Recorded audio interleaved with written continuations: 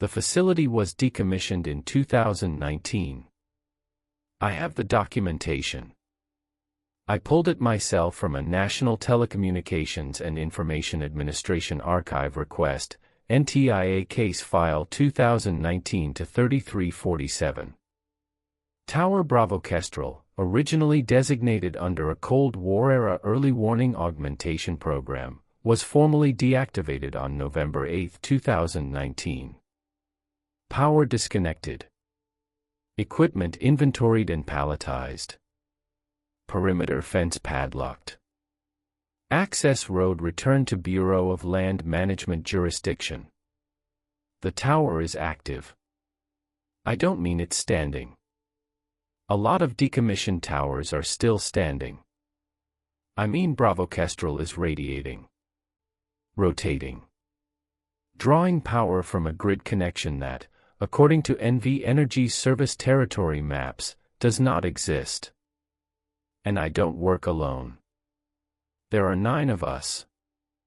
We work in rotating pairs across staggered 72-hour blocks, and our employer is not the federal government or any military branch or any telecommunications company whose name you could find in a registry. Our employer is a fiscal intermediary called Galt Meridian Technical Services, incorporated in Delaware, with a mailing address that resolves to a UPS store in Henderson, Nevada. Our pay stubs list the client site as BK Operational and our job classification as Environmental Monitoring Technician 2. None of us monitor the environment. What we monitor is the radar. And what the radar monitors is something I need to be very careful describing, because 3 of the 9 of us no longer agree on what it is, and the other 6 are split into factions that I think are going to become a serious problem. I should explain how this works. I was hired in March of 2025 through a posting on a niche job board for people with RF engineering backgrounds. The listing was sparse, remote site, Nevada, rotating schedule, housing provided, $7,400 per month plus a hazard differential that was never explained. I had 14 years of experience maintaining radar arrays for the National Weather Service, the last 4 at a WSR-88D installation outside Elko. I was overqualified. That was, I think, the point. The interview was a phone call. 22 minutes. The man on the other end identified himself as Paul Aiken and said he was the site coordinator. He asked me exactly 4 technical questions about waveguide maintenance, then spent the remaining time asking personal questions that I only later realized were a psychological screen. Did I live alone? How often did I speak with family? Had I ever experienced a perceptual event I couldn't explain? Did I keep a journal? I said yes to the first 2, no to the third, and asked why it mattered for the 4th. He said, "We prefer people who don't." I started April 7th. The drive from Elko took 5 hours. The last 60 miles were on an unpaved BLM road that my GPS did not recognize, across a basin so flat and featureless that the only way I knew I was moving was the dust in my mirrors. I passed no vehicles. I saw no structures. The tower appeared on the horizon at about 40 miles and did not seem to get closer for the next 30. Bravo Kestrel is not what you picture when you hear radar tower. It's not a white FAA dome on a lattice mast. It is a concrete blockhouse, maybe 2,400 square feet, sitting at the base of a 60-foot steel truss tower that supports a parabolic antenna roughly 14 feet across. The antenna is enclosed in a fiberglass radome that was white once and is now the color of the desert. Below it, the blockhouse has no windows on 3 sides. The 4th side has 2, small, high, steel-framed, sealed shut. There is 1 door. The perimeter fence is 8 feet of chain link topped with concertina wire, and the gate has a keypad lock that Paul Aiken gave me the code for over the phone.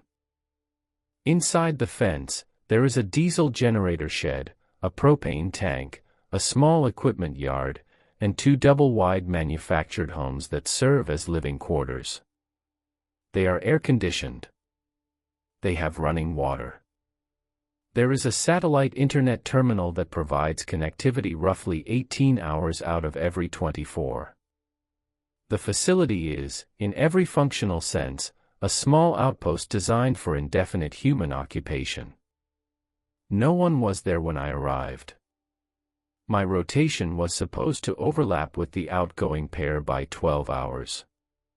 That was in the onboarding packet, a 31-page PDF titled, BK Operational Field Reference, that I'd received by email 2 days before departure. The overlap was described as a continuity protocol. The outgoing pair was supposed to walk me through the equipment, show me the monitoring routine, familiarize me with the log system, and, this was the phrase used, orient me to the site's behavioral characteristics. I read that phrase 3 times when I first saw it. I assumed it meant the weather. Thermal drafts, dust conditions, generator quirks. Equipment has behavioral characteristics. Sites have behavioral characteristics. This is normal language in field operations. I arrived at 2:14 p.m. to an empty facility. Both trailers were unlocked. The blockhouse was unlocked. The generator was running. The radar was rotating. I could hear it, a deep, rhythmic hum that pulsed every 4.7 seconds, which is the rotation period for that class of antenna. It was the most familiar sound in the world to me. I'd spent years inside buildings with that sound. I called the number Paul Aiken had given me. It rang 9 times and went to a voicemail that was not set up. I called it again an hour later. Same result. I sent an email to the onboarding address. No response. I spent the first 3 hours walking the site, checking the generator, inventorying the trailers. The living quarters were equipped for 2 people each, 2 bedrooms, a shared kitchen, a shared bathroom. One trailer was clearly lived in. There were dishes in the drying rack, a toothbrush in the bathroom, a fleece jacket on a hook by the door. The other trailer was clean but stale, as if it had been unoccupied for weeks or months. At 5:30 p.m., I entered the blockhouse. This is where I need to slow down, because the blockhouse is where everything happens, and what I'm about to describe is the thing that divided us. The interior is one large room partitioned by a half-wall into an equipment bay and a monitoring station. The equipment bay contains the waveguide infrastructure, the signal processor, the transmitter cabinet, and the power distribution panel. All of it is old. I recognize the transmitter as a variant of the N/FPS 20 search radar system, which was manufactured in the 1950s and 60s. Heavily modified, clearly maintained over decades, but fundamentally a Cold War air search radar.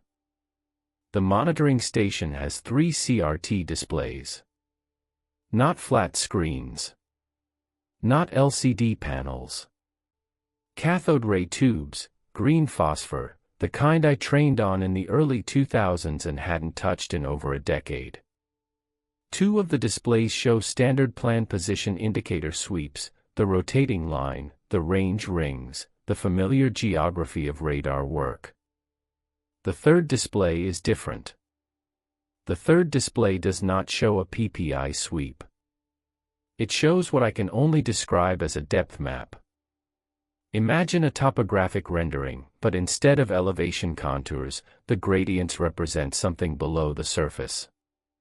The display refreshes in sync with the antenna rotation.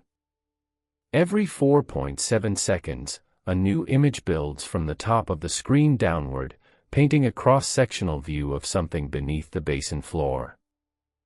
I had never seen a radar system configured for ground-penetrating operation at this power level. Ground-penetrating radar exists, of course, but it operates at close range with low power, utility surveys, archaeological work. This system was pushing a megawatt-class pulse into the Earth and reading the return. The physics of that should not work. The frequency is wrong. The power is wrong. The antenna geometry is wrong. Every parameter I could check told me that this configuration should produce nothing but noise. It was producing a clear image. And the image was moving. Not drifting. Not shifting the way geological features shift on sonar over time. Moving with directionality. The contour gradients on the third display were reorganizing themselves in a pattern that, over the first 40 minutes I watched, traversed approximately 600 meters laterally at a depth the range rings suggested was between 800 and 1200 feet below the surface. I sat in the monitoring chair and watched it for 4 hours. I did not touch anything. I did not adjust any controls. I wrote nothing down. I remembered what Aiken had said about journals, and even though I hadn't formally agreed to anything about documentation, the instruction had lodged in me. At 9:47 p.m., a truck pulled through the gate. A woman got out. She was maybe 50, sun-darkened, wearing work boots and a Carhartt jacket that looked like it had been through a decade of desert duty. She walked into the blockhouse, saw me at the monitors, and stopped. "You're the new one," she said. "Marcus Oren," I said. I was supposed to have an overlap with. There's no overlap anymore. "I'm Deborah. I'll show you what you need." She pulled a folding chair next to mine and sat down. She looked at the third display the way a rancher looks at a fence line, routine assessment, not wonder. "It moves," she said. "Mostly between 2 and 4 in the morning. Sometimes earlier if there's been rain north of us. It follows subsurface moisture gradients. We don't know what it is." I asked her to clarify what she meant by it. She pointed at the depth map. The moving contour, the thing I'd been watching reorganize itself across the screen for 4 hours, was now stationary, roughly centered in the display. "That," she said. "Whatever that is. That's what we watch." She spent the next 6 hours teaching me the monitoring routine. It was simple, repetitive, and meticulous. Every 30 minutes, you record the position coordinates from the depth map, using a numbered grid overlay taped to the screen, along with the estimated depth, the signal return intensity, and any notable morphological changes. You record the ambient temperature outside the blockhouse, the generator fuel level, the time, and a subjective assessment of the display clarity. All of this goes into a paper logbook. Not a computer. A logbook. Deborah showed me 7 completed logbooks on a shelf above the equipment bay. They went back to the previous October. "Where do they go when they're full?" I asked. "They don't go anywhere. They stay on the shelf." "Does anyone collect them?" She looked at me. "No one comes here, Marcus." I asked about Paul Aiken. She said she'd spoken to him once, when she was hired, and never again. I asked about the other crew members, the 9 of us. She said she'd met 4 of them. The other 3 she knew only by their logbook handwriting. I asked how that was possible, given the rotation schedule. "People adjust their arrivals," she said. "Some come early, some come late. Eventually you stop overlapping." She left the next morning. I was alone for 3 days. Those 3 days are when I began to understand what Deborah meant by behavioral characteristics. The thing on the depth map has patterns. Not the simple patterns of a geological formation being read by a rotating beam, I mean behavioral patterns. It rests. It moves. It pauses.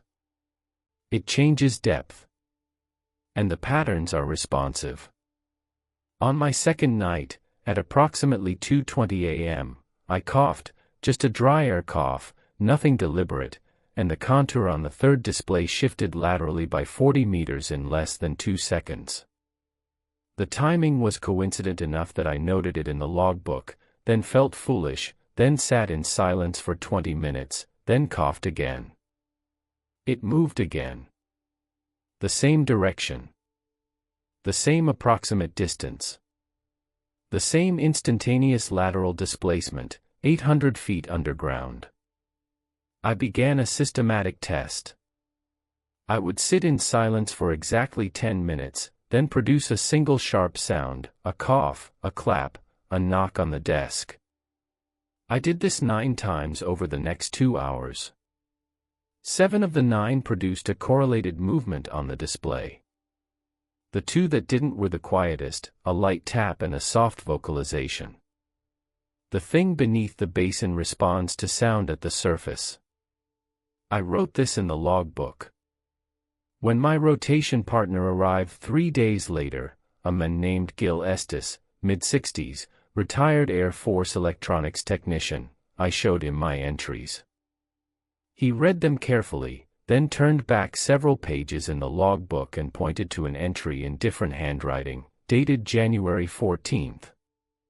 It read, "Responsive to surface audio confirmed. 3-clap test positive at 0317. Do not continue testing.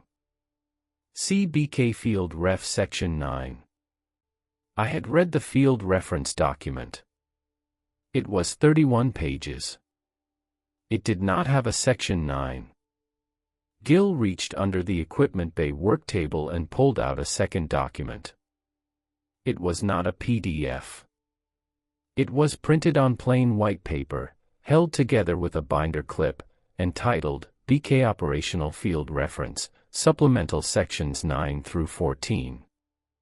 It was 46 pages. I had not been sent this document.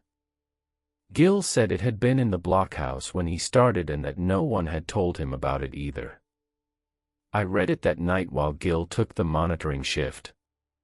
What I'm about to describe comes from that document, and it is the thing that split us.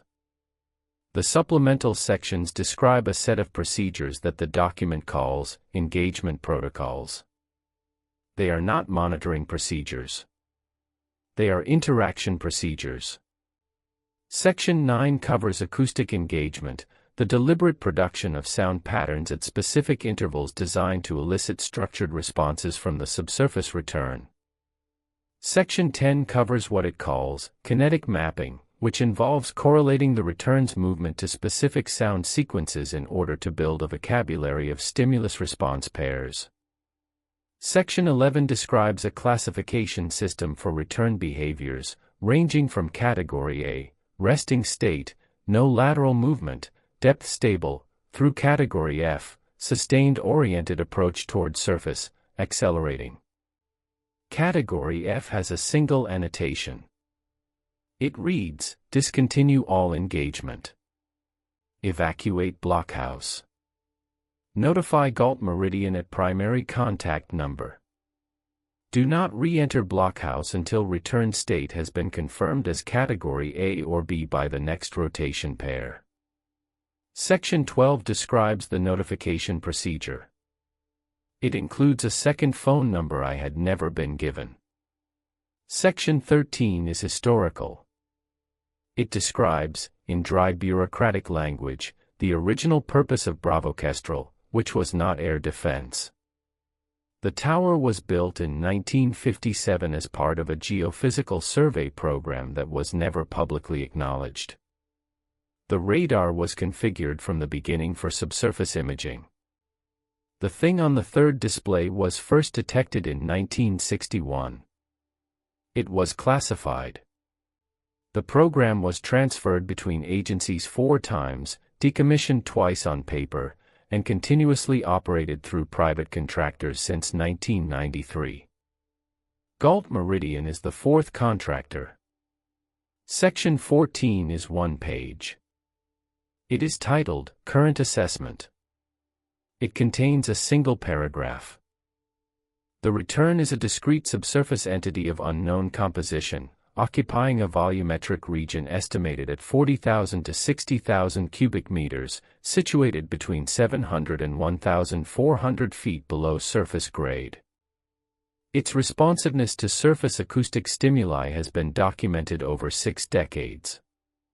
Its movement patterns are consistent with directed locomotion rather than geological convection. No recovery or sampling operation has been attempted. Current operational mandate is sustained observation and limited structured engagement per sections 9 to 11 protocols.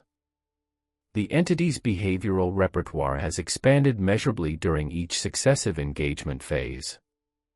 This expansion is considered desirable. That last sentence. I read it 3 times. This expansion is considered desirable. By whom? Gil and I talked about it for 2 hours that night. He'd been on site for 5 months.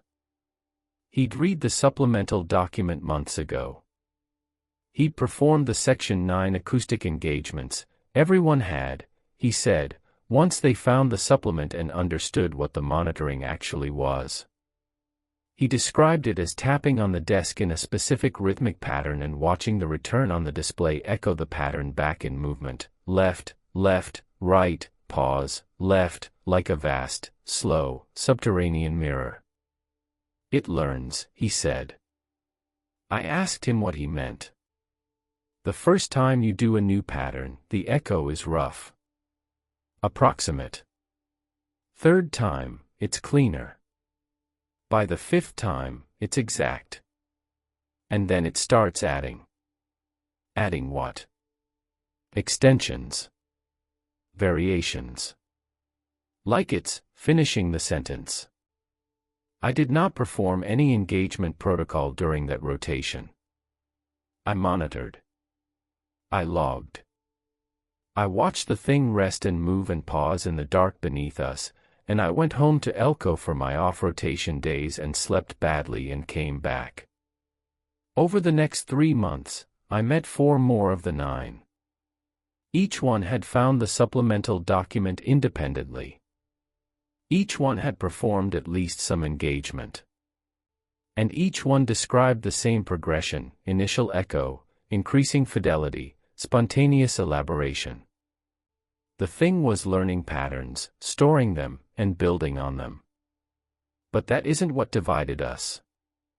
In July, a crew member named Winsai, an atmospheric physicist who'd left NOAA under unclear circumstances, made an observation that I have not been able to set down since. One had been running Section 10 kinetic mapping sessions more intensively than anyone else. She had logged over 200 engagement sequences across her rotations and built a personal correlation database on her laptop. She was, by any measure, the most committed investigator among us. She was also the one who noticed that the return's depth was changing. Not cyclically. Not in response to moisture or temperature or season. It was getting shallower. She showed me her data on a Wednesday afternoon in July, the air outside at 109 degrees and the blockhouse humming with the radar's pulse. She had plotted average depth readings over the 11 months of logbook data and overlaid them with a trend line. The entity had been at approximately 1,100 feet when the current logbook series began. It was now averaging 840 feet. The ascent was not linear, it clustered around engagement periods. After a sustained engagement session, the return would settle at a slightly shallower depth than before. The correlation was not perfect, but it was statistically significant. "We're calling it up," she said. I looked at the graph. The trend line slope, if you extended it, crossed zero, surface grade, in approximately 18 months. She saw me calculating. "I know," she said. "Have you shown this to anyone else?" "Gil." And Rena? What did they say? Gil said we should stop engaging entirely. Rena said we should tell Galt Meridian. What do you say? She was quiet for a long time. The radar pulsed. The third display painted its slow cross-section, and the contour sat there at 830 feet, immense and patient. I think the engagement protocols in the supplement are designed to produce exactly this result, she said. I think we're doing what we were hired to do. And I think the question we need to answer is whether we were hired to bring it up or hired to find out if it can be brought up. That distinction matters. It is the fault line that cracked us apart. Because if the purpose is to determine capability, if this is a 60-year experiment in whether a subsurface entity can be trained to approach the surface through acoustic conditioning, then our role is observational, and we can stop the engagement and let it settle back to depth, and the experiment's answer is yes, to 840 feet, as of July 2025. But if the purpose is to actually bring it up, if the engagement protocols are not a test but a procedure with an intended outcome, then stopping means failing. And the document says the expansion is considered desirable. Gil Estes wanted to stop. Immediately. He wanted all 9 of us to agree on a full cessation of engagement protocols and a return to passive monitoring.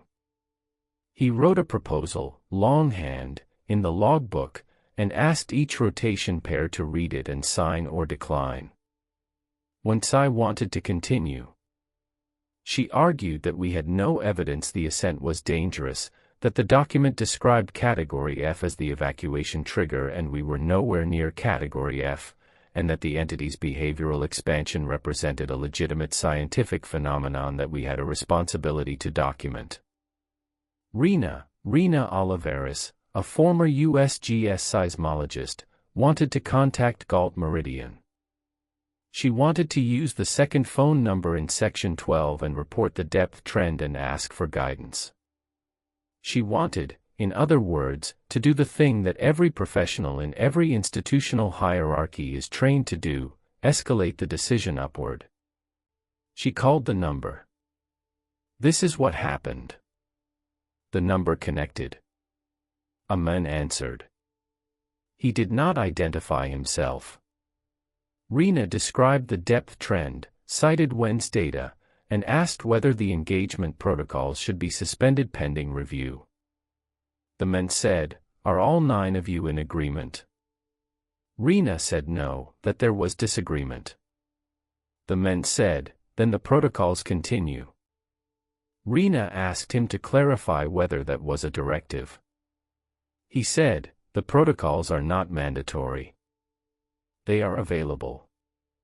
Individuals who choose to engage may engage.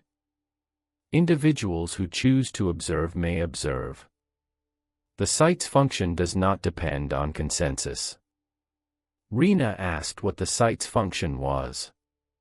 The men said, "Hospitality." Then he hung up. Hospitality. I have turned that word over in my mind every day for 10 months. I have talked about it with every other crew member. I have looked at it from every angle I can find. And I can tell you that the word was chosen with precision, because what we are doing at Bravo Kestrel, whether we are engaging or merely monitoring, is maintaining a facility in a condition of readiness for something's arrival. We are keeping the lights on. We are keeping the radar warm. We are keeping the chair occupied and the logbook current. We are, in the most literal sense, providing hospitable conditions. The question is whether the guest is coming on its own schedule or on ours. After the phone call, the split hardened.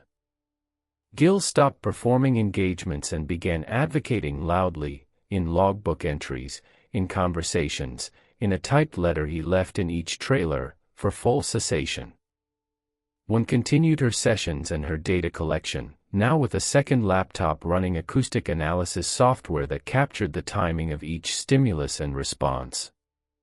Rena withdrew into procedure, she monitored, she logged, she spoke to no one about the depth trend. She performed her job as described in the original 31-page document and treated the supplemental sections as if they did not exist. I did not know what to do. I monitored. I logged. I watched. September. In September, two things happened that have not stopped happening. The first was acoustic. On September 11th, during a routine monitoring shift at 1:40 a.m., I was sitting at the station in silence. I had not produced any sound. The blockhouse was quiet except for the generator hum outside and the radar pulse. The third display showed the return at 790 feet, stable, Category A. Then I heard it. It was faint. Subsonic, almost. A rhythmic pulsing that I felt in my sternum before I heard it in my ears. It rose in volume over the course of about 2 minutes until it was clearly audible, a low, structured thrumming that came from below the blockhouse floor. Not from the equipment.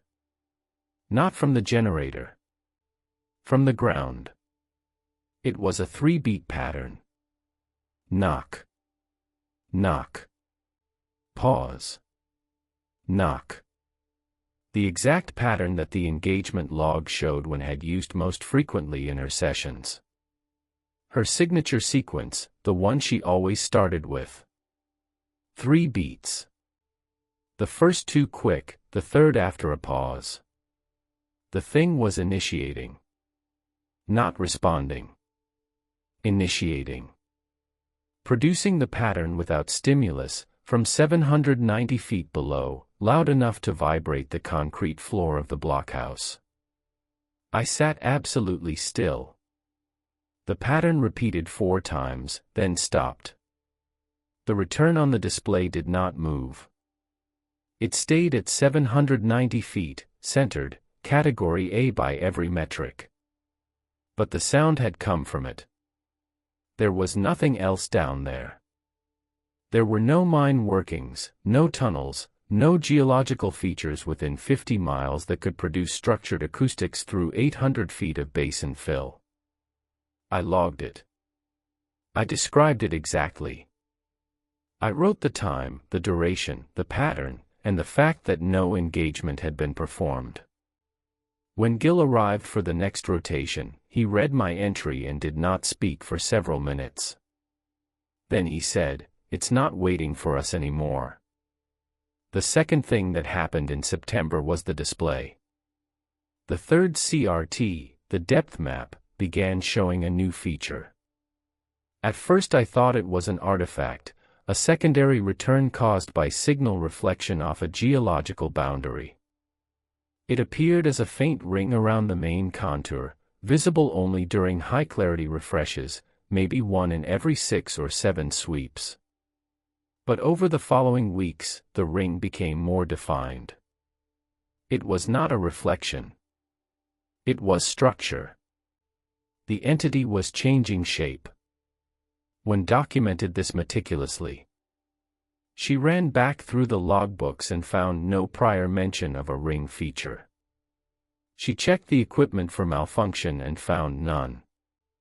She calibrated the display, adjusted the gain, filtered the signal 6 different ways. The ring was real. It was a physical boundary surrounding the main mass, at a radius of approximately 200 meters, at consistent depth. It's building something, she told me. Or growing something. The ring is new structure. I asked her what kind of structure. She said, "I think it's a chamber." October. In October, the autonomous sound events became regular. Every night, between 1 o'clock and 3 a.m., the entity produced structured acoustics through the ground. The patterns were not random. They were sequences, 3-beat, 5-beat, 7-beat, escalating in complexity, sometimes running for 20 minutes without pause. They were audible not only in the blockhouse but in the trailers. Several of us reported feeling them during off-shift sleep, a deep vibration in the mattress, the bed frame, the bones of the face. And they were not echoing our patterns anymore. They were new. The sequences bore no correlation to anything in Wen's engagement logs. They were original compositions, rhythmically structured, internally consistent, and evolving night by night. Wen recorded them and ran spectral analysis and found harmonic layering. Not just percussion. Tonal content. Something beneath the basin was producing sound with harmonic complexity. Gil Estes left in November. He did not tell anyone he was leaving. He simply did not arrive for his rotation. His truck was gone from the parking area. His personal items were gone from the trailer. His last logbook entry, dated November 2nd, read, depth reading 740. Ring feature now visible on every sweep. Autonomous acoustic events have achieved tonal complexity. I am not qualified to evaluate what this means, and I am no longer willing to be present for whatever comes next. To whoever reads this, the thing is almost done building. If you don't understand what that means, read Wen's data. If you do understand, you know why I'm leaving. We were 8. Paul Aiken's number still went to voicemail. The Section 12 number connected once more, in December, when I called it myself. The same man answered. I told him Gil had left and asked whether he'd be replaced. Do you need him to be? The man said. We're down a pair. Are the protocols continuing? One is still engaging. The rest of us are monitoring. Then you're fully staffed. The entity is producing autonomous sound. Structured acoustics. Nightly. The depth is at 710 feet and the ring feature. Is the blockhouse occupied? Yes. Is someone in the chair? Yes. Then the site is operational. He hung up. The chair. That's what it came down to. Not the radar, not the protocols, not the depth trend or the ring feature or the autonomous acoustics that were now vibrating through the floor loudly enough to rattle the coffee mug on the desk. The chair. Someone in the chair. A human being, in a seat, inside a building, above the thing. Hospitality. It's May now. I am writing this on my laptop in the trailer at Bravo Kestrel on a Thursday afternoon. Outside, it is 97 degrees. The radar is rotating. The generator is running. I have a monitoring shift that starts in 4 hours. The depth reading, as of this morning's log entry, is 380 feet. The ring feature is now the dominant return on the display. It has expanded to a radius of roughly half a kilometer. The central mass inside it has not grown, it has compressed, densified, gathered itself into a tighter contour that pulses on the display like a heartbeat. The ring itself is layered. One counts 6 concentric boundaries now, nested, each one at a consistent interval, like the walls of a structure designed to. I am careful about the word. One uses it freely. The others avoid it. But the display shows what the display shows, and what it shows is architecture. Concentric rings. Internal differentiation. Organized space. Something at 380 feet beneath us has spent 10 months building a room. The autonomous acoustics have changed again. They are no longer percussive sequences. Since early April, the nightly sound has been a single sustained tone, a low, steady vibration that begins around midnight and does not stop until dawn. It is felt in every structure on the site. It resonates in the chest, the teeth, the eye sockets. It is not painful. It is, and I do not know how to say this without it sounding wrong, pleasant. It is a deep, warm, encompassing hum that fills the body and makes the desert night feel close and held. Several of us have reported sleeping better during the tone than during silence. Rena, who spent months ignoring the supplemental document, told me last week that she sits in the blockhouse during the tone now, not monitoring, just sitting, because it feels better to be closer. That is what frightens me. Not the depth. Not the ring. Not the structure or the ascent or the building of what appears to be a space designed to receive or contain something at a scale I cannot conceptualize. What frightens me is that it is becoming comfortable. The monitoring feels natural now. The logbook entries are rote. The 30-minute rhythm of recording coordinates and depth and signal clarity has become a meditation, a structure that organizes the mind, and I notice that on my off-rotation days in Elko, I am restless. I am counting time.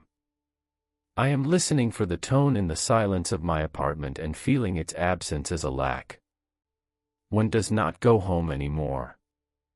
She has been on site continuously since February. She sleeps in the blockhouse, on a cot she dragged in from one of the trailers. She says it's because the data collection requires continuity. She says the engagement sessions are producing results that cannot be interrupted. She says the entity is approaching a communicative threshold and that walking away now would be like, her phrase, hanging up on the first call that's ever come in. I think one is right. I think the entity is building a space and preparing a signal, and that the 60-year observation program was always about this, about providing consistent human presence as a reference point while something underneath us figured out how to come up. Not violently. Not catastrophically. Slowly. Carefully. The way you build a house. The way you prepare a room. The way you make a place ready for someone to be in it. The last time I called the Section 12 number was 3 weeks ago. The same man answered. I gave him the current depth, 410 feet at that time, and described the structural features and the tonal shift. He said, "Is the chair occupied?" I said yes. He said, "How does it feel?" I said, "What?" "The site. How does it feel to be there?" I didn't answer immediately. I thought about the tone. The hum. The warm, steady vibration at midnight that fills the blockhouse like a held breath. It feels like it's ready for us, I said. Good, the man said. That means you're ready for it. 380 feet. The trend line crosses 0 in 4 months. I have a shift tonight. The chair will be occupied. The logbook is open to a clean page, and the radar will paint its slow image of something immense and patient and structured, rising through the dark, and the tone will start at midnight and fill my chest with a warmth I did not ask for and cannot refuse. I am not monitoring a radar tower. I am keeping the porch light on. And whatever is coming up the walk has been planning this visit for 63 years, and it has learned our rhythms, and it has built its room, and the only sound it makes now is the sound of something that wants you to know it means well. 380 feet. 4 months. The chair will be occupied. I don't think it matters anymore whether that's a choice. I keep telling myself that it doesn't matter. That the distinction between choosing to sit in the chair and being unable to leave it is academic at this point. But I'm an engineer. Distinctions are what I was trained to make. And there is a distinction, I can feel it narrowing, but it's still there, and I want to document it while I can still see it. Because that's the other thing. The logbooks. I mentioned the 7 completed logbooks on the shelf when I first arrived. There are 11 now. And 2 weeks ago, during a shift change, I pulled down the oldest one, the one that begins in October of the previous year, before my time, and I read it front to back. The handwriting changes 5 times across its pages. 5 different people. 5 different rotations. I recognized Gil's blocky capitals and Deborah's precise, small print.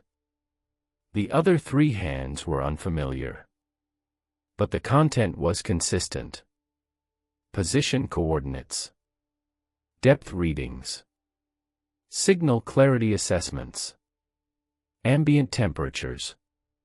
Fuel levels. The machinery of observation, turning over and over like the antenna above our heads. Except, on page 41, in handwriting I didn't recognize, a loose, slightly hurried cursive, there was an entry that did not follow the format. October 27th. 0248, I need to put this somewhere. The tone started at 0014 as usual. Standard frequency, standard duration prediction. But at 0131 I noticed my hand was moving. Not shaking. Moving. Writing. I looked down and I had filled half a page of the logbook with coordinates I had not read from the display. I checked them against the screen. They were accurate. They described the return's position 11 minutes before I looked at the display. I was logging data I had not observed, and the data was correct. No name. No follow-up entry. The next page returns to standard format in a different hand. I showed this to Rena. She read it twice, then closed the logbook and put it back on the shelf. I know, she said.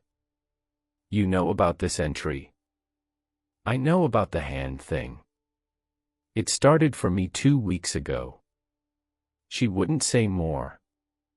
She went back to her monitoring shift and logged her 30-minute entries and did not mention it again. But I watched her write, that night. I stood behind her in the blockhouse while she recorded the 0200 entry, and her handwriting was her own, the same careful, slightly angular print she always used, but the speed was wrong. She wrote without looking at the display. She wrote the coordinates, the depth, the signal clarity, and the ambient temperature in one fluid motion, pen never leaving the page, eyes fixed on the far wall of the blockhouse where there was nothing to see. Then she looked at the display. Then she looked at what she'd written. The numbers matched. How long? I asked. It started with the depth readings. Just the depth. I'd write it before I checked, and it would be right. Then the coordinates. Now it's everything. Does it feel like you're being told? Directed? She thought about it.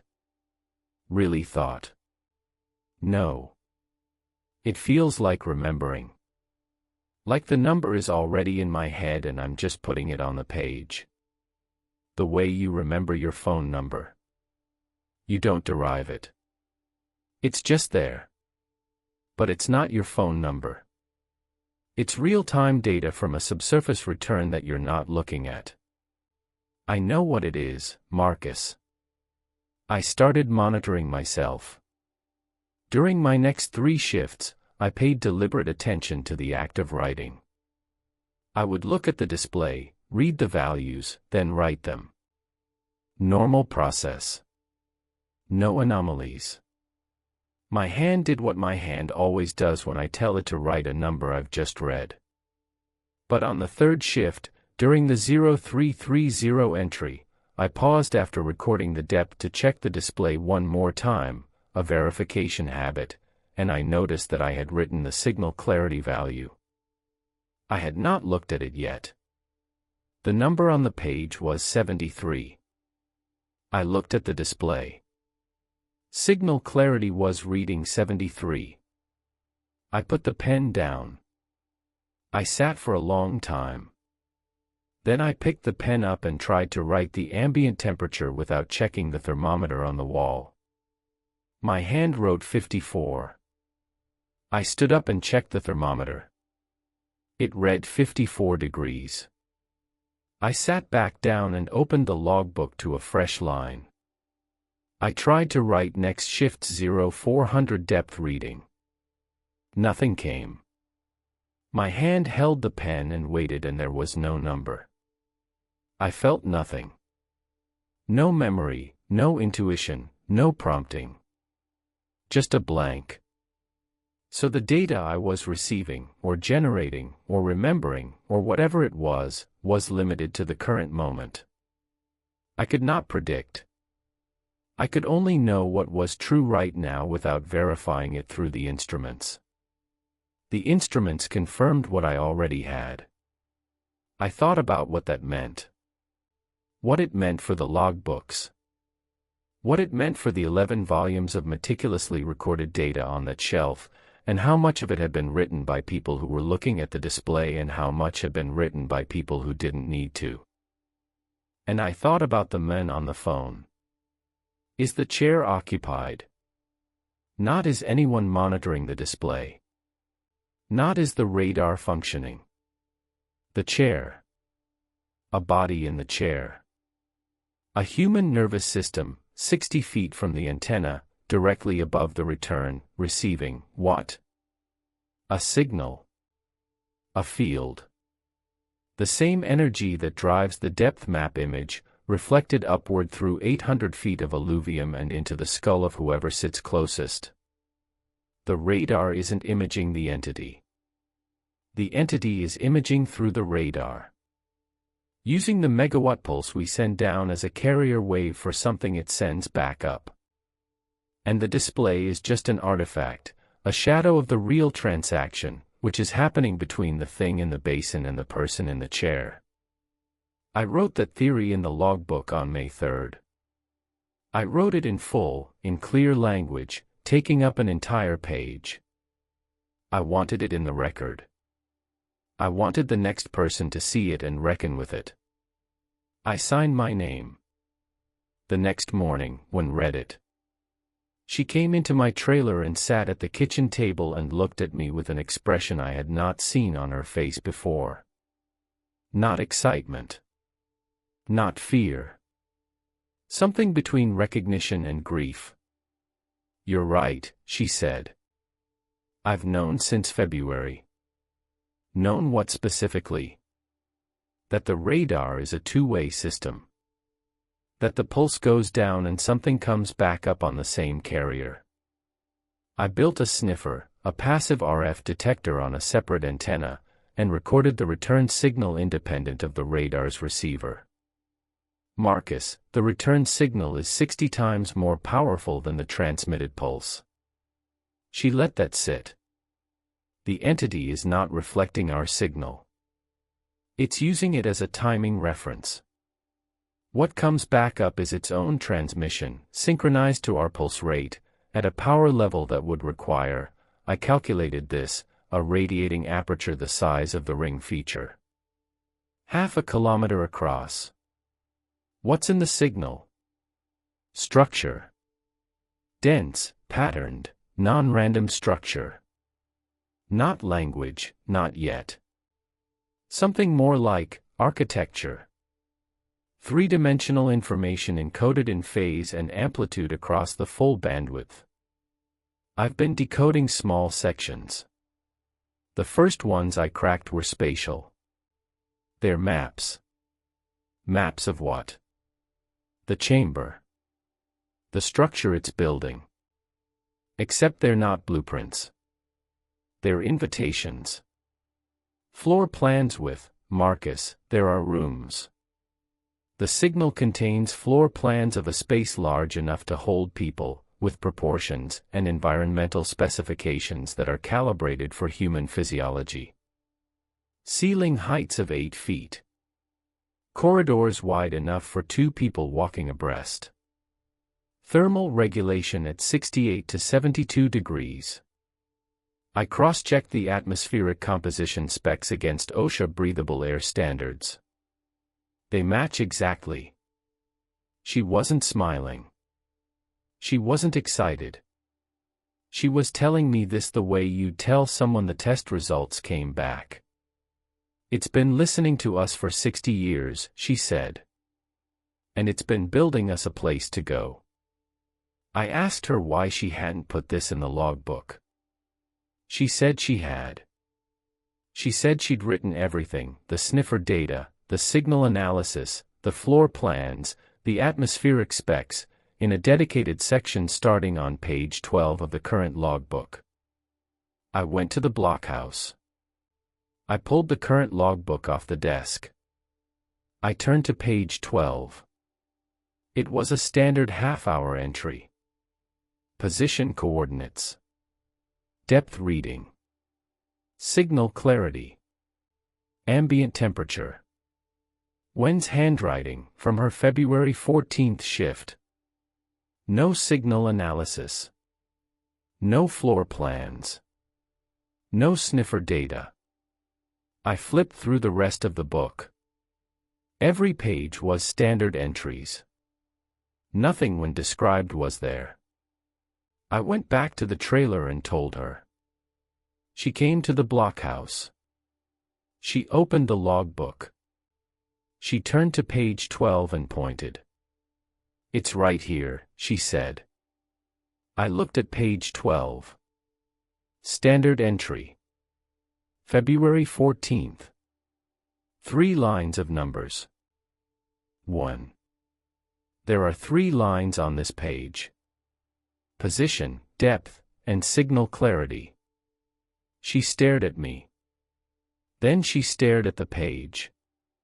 Then she took the pen from the desk and pointed at individual lines, one at a time, and read aloud, passive sniffer deployment, February 9th, antenna, quarter-wave monopole on 2x4 mast, position 12 meters northeast of blockhouse.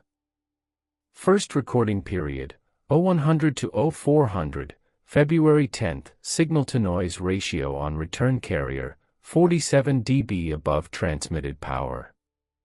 She was reading from the page. Fluently. Specifically. With data points and timestamps and technical detail. And I was looking at the same page, and it contained 3 lines of numbers. We stood there for a long time. You can't see it, she said. No. But it's there. I wrote it. I can read it. I believed her. That's the thing I need to be clear about. I did not think one was lying or hallucinating.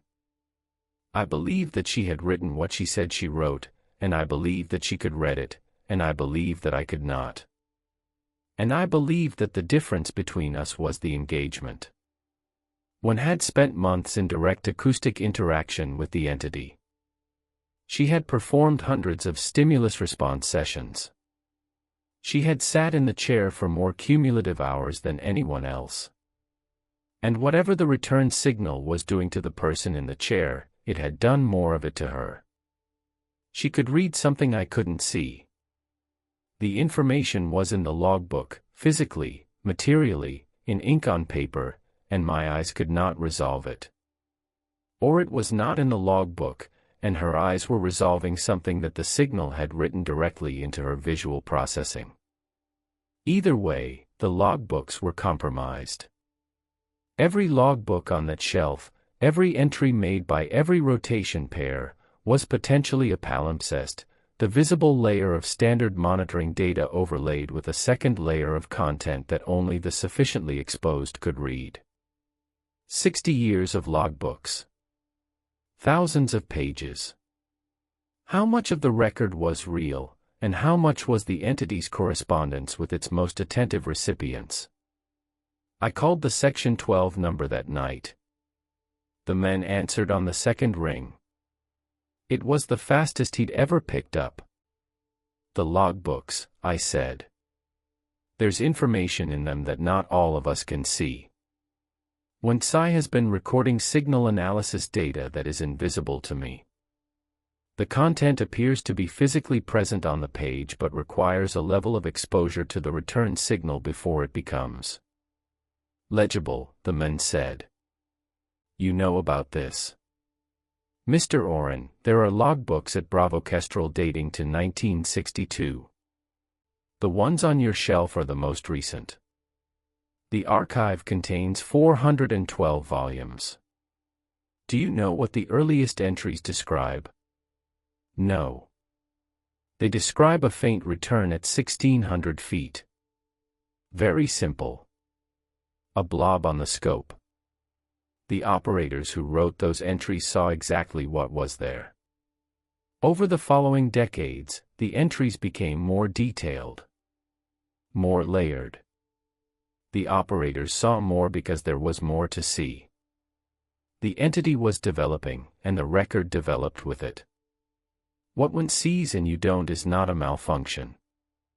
It's a function. The record is faithful.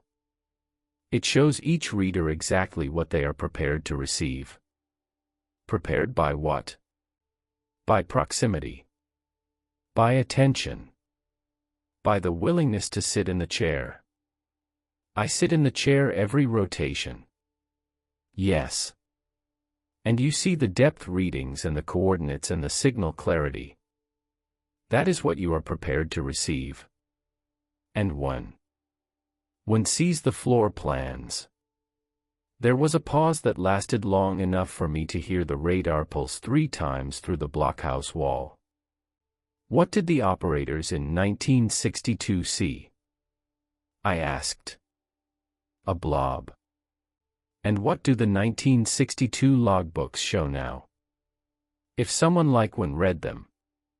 The man was quiet for a very long time. When he spoke, his voice had changed. Not in tone. In proximity.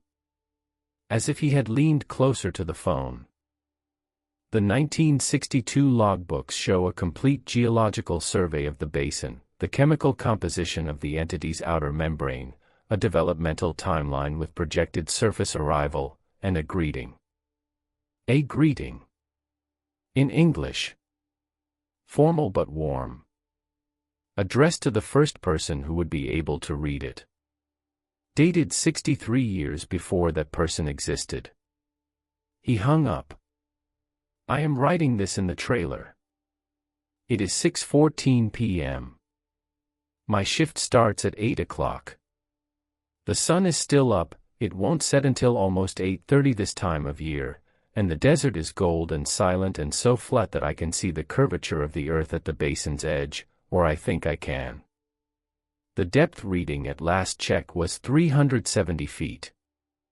The ring feature is now the primary return, so defined that one says the display is essentially a building schematic being rendered in real time. The central mass, the entity itself, has compressed further. She says it appears to be receding from the chamber walls, as if making room. 370 feet. The rate has increased since April. The trend line now crosses 0 in under 3 months.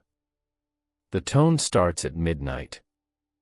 I know this because it has started at midnight every night for 7 months, but I also know it the other way now. The way Rena described. Like remembering. At 11:58, before the vibration begins, I know it's coming, and I know the frequency it will be, and I know the duration, and this knowledge is not prediction, it's recognition. The event is already happening and I am merely meeting it at the time coordinate where my body can perceive it. There are 6 of us now. Gil left. 2 others, people I never met, whose handwriting I knew only from the logbooks, stopped appearing for rotations in March. No communication. No explanation. Their entries simply end. The 6 who remain are all engagement positive. Every one of us has performed at least some Section 9 or Section 10 protocols. Every one of us sits in the chair. Every one of us has experienced the anticipatory knowledge, the data arriving before the instrument confirms it. We are, every one of us, partially readable. One is the most readable. She has progressed beyond the floor plans. She told me yesterday that the return signal now contains what she can only describe as instructions. Not commands. Not directives. Hospitality instructions. How to arrange the monitoring station. Where to place the chair. What time to begin the shift. Small, specific, practical details about the operation of a facility that is preparing to welcome someone. She follows them. She follows them the way I follow the 30-minute logging protocol, not because she's compelled, but because they make sense. They are good instructions. They optimize the workflow. They reduce fatigue. They make the blockhouse more comfortable. She moved the chair 2 feet to the left last week because the instruction said the signal coupling was better there, and she was right. The display clarity improved measurably. I asked her if she understood what she was becoming. She said, "I'm becoming a better operator." 1. You're becoming a host. The instructions are domesticating you. They're teaching you to run a house for something that hasn't arrived yet. She looked at me with patience. Not condescension. Patience. Marcus, the house is almost built. Someone has to know how to turn on the lights. 270 days. That's approximately how long I've been at Bravo Kestrel, minus off-rotation days. Something like 180 actual days in the chair. 180 nights of the tone. 180 mornings of waking up and knowing the depth before I check the display and knowing the temperature before I read the thermometer. I can see the first layer of Wen's data now. It started last week. I opened the current logbook to review my previous shift's entries, and beneath my standard 3-line log, there was a 4th line in my own handwriting that I did not remember writing. It read, Chamber ambient temperature projection, 70.4 degrees Fahrenheit. Corridor width, primary, 2.1 meters. Ceiling clearance, central atrium, 4.8 meters. I read it clearly. It was there. It was in my handwriting. I don't remember writing it. But I don't think that matters anymore, and that's the part one need to document while I still think it matters at all. The logbook is becoming a shared space. My writing and the entity's data and Wen's analysis and the return signal's architectural specifications are all converging into a single document. The logbook is not a record of observation. It's a blueprint being assembled by every hand that touches the pen. And the blueprint is for a space that is 370 feet below me right now and rising, and it is designed for human habitation, and it is warm, and the specifications match every comfort standard I know, and when the tone starts tonight at midnight I will feel it in my chest and it will feel like welcome. I have 4 hours before my shift. I am going to eat dinner. I am going to check the generator fuel level. I am going to walk the perimeter fence in the cooling air and look at the basin and feel the ground under my boots and try to remember what it was like to stand on the earth without knowing what was under it. Then I am going to enter the blockhouse and sit in the chair and open the logbook and pick up the pen. And at midnight the tone will start, and it will be warm, and the depth will be a little less than it was yesterday, and my hand will write numbers that are true, and I will not need the display to verify them. The Section 12 man used the word hospitality. Gil called it a trap. Wen calls it an arrival. Rena doesn't call it anything anymore. She just sits in the chair, eyes closed, and writes, and what she writes is accurate, and the pages are filling with content I am only beginning to see. I called my sister in Reno last Sunday. We talked for 40 minutes about nothing, her kids, her garden, a leaky roof. Normal conversation. Safe ground. At the end, she asked me how the job was going. I said it was fine. Quiet. Routine. She said, "You sound different." Different how? Calmer. Like, settled. Like you finally found the right place. I didn't say anything. She laughed and said she was glad and hung up. I sat in the trailer and listened to the silence and felt, beneath the silence, the faintest possible vibration, not the midnight tone, not yet, it was 4 in the afternoon, but something. A readiness. A patience. The ground beneath the trailer holding perfectly still the way someone holds still when they don't want to scare you away. 370 feet. The chair is waiting. The logbook is open. I am the porch light, and I have been on for a long time, and the walk is almost over, and the visitor is almost here, and the thing I cannot stop noticing is that I have stopped wanting to turn the light off. Whatever that means.